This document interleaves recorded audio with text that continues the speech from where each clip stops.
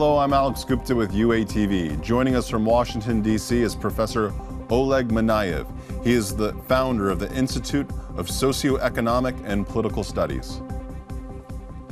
Hello, Professor Manaev. Welcome to UATV. Thank you. Good to hear from you. Likewise. What does the Institute of Socioeconomic and Political Studies do?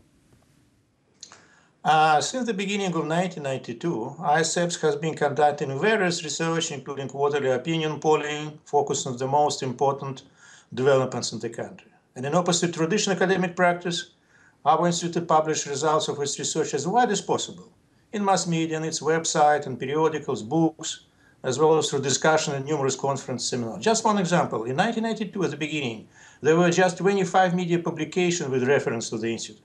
And in 2015, over 3,000. Actually, the institute plays the same role in Belarus as Levada Center in Russia or Kyiv International Institute in Ukraine. And you concentrate on Belarus, correct? Yes, okay. Predominantly. I know I went through your research. You do a lot of public opinion polls in Belarus, a lot of them. I wanted to ask you, what has been some of the most shocking, fascinating public opinion results your team has found? Shocking and fascinating. Very good definition. So, during quarter of age of its research and public activities, ISEPS found out various results of this kind, but I would mention three of them. Thus, speaking about domestic politics, we found out that the real results of voting in favor of Alexander Lukashenko's presidential election in Belarus after 1994 differed in about 20% less from the official ones. It means each time approximately 1.5 million votes were redistributed in favor of incumbent president. Speaking about foreign policy, we found out that the Belarusian society is deeply divided.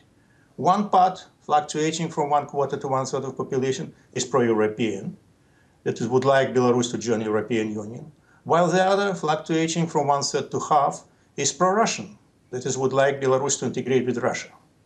And speaking about everyday life, we found out that Belarusians consider homework as much more important joint activity in their family life than sex, almost 40% versus 11%. And those who regularly take alcohol, it's around 45%, appear significantly more dynamic group of the society. They're younger, more educated, economically active, critical towards the authorities, accept the values of democracy and market economy, look into Europe, than those who drink very rare or do not drink at all. Thus, the general opinion of those who drink alcohol as a lumpen is not proved. On the contrary, it looks like sex and alcohol in moderate dose give pleasure and expand the consciousness.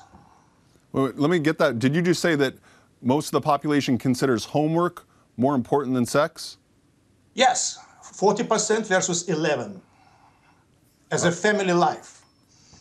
Oh, very fascinating, very fascinating. I know also your research has found that a high percentage of the people you polled have a hostile view of the United States. Why is this? Last year, ISEP survey demonstrated that Belarusians consider the US as the most hostile country to Belarus. 52% share this opinion and only 4% believe the US is a friendly country. But does it mean Belarusians are anti-American nation? I don't think so. First, everything is relative. Belarusians' anti-Americanism is not as high as Russians' one. 72% according to Levada Center last year poll versus 52% in Belarus. Less than a third of Belarusians consider the US poses a threat for Belarus, and 60% don't think so. While in Russia, this ratio is right and opposite. Secondly, over 60% of Belarusians feel positive about the American as a nation, and even more positive towards American culture, music, cinema, science, and technology. One can suppose that it can become even better in case of political changes in Belarus. Thus, we ask the question, after diplomatic conflict between Belarus and the US, which broke out in the spring of 2008, the relationship between two countries remained tense. Ambassador was expelled from the country, Belarusians have to go to other countries to obtain the US visa. Do you think it is important or not to restore normal relation with the US? 1/3 considered it's important to restore normal relation with the US, less than a quarter it's not important, and the rest did not care. So in this regard, Belarus is still a European country with a certain skepticism about American influence and with a fair share of sympathy to the New World. And this sympathy is not overcome by neither domestic nor Russian propaganda. I wanted to ask you mentioned that there is a more favorable view of Europe of the EU from Belarus. What are the reasons for that? It's quite a complicated question. Usually public opinion in Belarus becomes more favorable to the West, and EU in particular, when either official Minsk is trying to restore a dialogue with the West, as a rule it happens when its relation with Moscow are deteriorated, or when Lukashenko's rating is going down and Belarusians begin seeking for alternative inside and outside the country.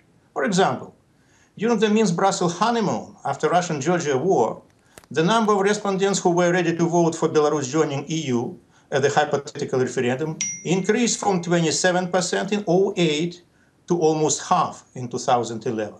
But after Russian-Ukraine war, decreased again to less than 20% in 2015. When Lukashenko's rating fell down below 20% in 2002, almost 60% of Belarusians were in favor of joining EU. And when his rating risen up to 60 in 2006, less than a third of respondents were ready to make this choice. Therefore, if a decade ago experts described Belarus' role between EU and Russia by image of bridge, now they prefer to use image of geopolitical swings. At the same time, these changes should not be overestimated, because majority of Belarusians are still characterized by a deep cultural, psychological proximity to Russia rather than Europe. Thus, almost 3/4 of Belarusians consider themselves closer to Russians, while only 1/4 to Europeans. 2/3 of them believe that Belarusians, Russians, and Ukrainians are three branches of the same people, while less than 30% think that these different nations. And this ratio remains the same during decades. Besides, there is another factor which plays a significant role in this process. Almost 90% of Belarusians more or less regularly watch Russian news program, and almost 60% believe that they are objective, while only twice less express the opposite view. Why is it difficult, so difficult, to access public opinion, to do public opinion research in Belarus? Oh, it's $1 million question. In this is not an easy task. Neither authorities nor opposition in Belarus are interested in independent public opinion polling, because both sides are interested in promoting their own pictures of the world. According to the authorities' picture, Belarus is the best place in the world in terms of social, economic, political stability, and most of people here support the existing regime. And according to their opponents' picture, Belarus is the last dictatorship in Europe, and most of people here are waiting for revolution. Objective and neutral data provided by independent pollsters damage both pictures, and that's why rejected and attacked from both sides. ISEPS has faced numerous repressions from authorities, including interrogations, searches, confiscation, arrest, trials, as well as various blames from opposition that made difficult its activity. Polling of authoritarian country could not avoid all deviations, but if you are doing your best to follow methodological and organizational standards of polling, getting accurate opinion in Belarus is possible. To ensure this, the Institute worked out a multi-level system of research quality control, including both people and data. For example, we used trap question to reduce a fear factor. But last year, ISFs faced much more aggressive attack from the authorities. State-run TV channels presented a special report blaming ISFs in falsifying its public opinion polling and appealing to the law enforcement. This time they attacked the most important element of research, networks of interviewers. Its manager was detained and pressed to publicly unmask our polling. Dozens of people were put under threat of criminal charges, and by this way the network of interviewers was destroyed. Finally, the Institute had to stop almost the 25 years polling. I want to ask you, what does the future hold for Belarus? You understand public opinion there. Is it going to go more towards Russia or towards Europe? And what are the economic implications, lifestyle implications for the people of Belarus if they go whatever way you think they're going to go? A few years ago, ISFs published a book, Future of Belarus, presented opinions of leading national and foreign experts on the country. I frankly share its final conclusion based on main features of contemporary Belarus, that is incomplete national identity and deep political divide of the society. Due to this, the future of our country is very uncertain and could be presented by the opposite scenario, from strengthening democracy to autocracy to democracy and the rule of law, and from integration with Russia to joining European Union. All these scenarios have social and political ground in Belarusian society. Now I'm working at the Woodrow Wilson Center in Washington, D.C. on the project focused on comparative analysis of strength and legitimacy in the Slavic triangle, and could say you that due to various similarities of our societies, the future of Russia and even Ukraine is quite uncertain and could be presented by the opposite scenario as well. However, I do believe our future depends on us, and we should work hard to make it better. I want to ask you another question. Just I saw your research. What are the people of Belarus worried about? Because I saw that, employment, inflation. What really worried them the most? During years and years before 2014, most of the Russians really worried mostly about social issues, as you just mentioned. Salary, job, and health, education, but the picture significantly changed after the war between Russia and Ukraine. After that, I'm speaking about majority of Belarusians, they consider that issues and problems of so-called stability, social, economic, and political, and security is much more important for them than those social, economic issues.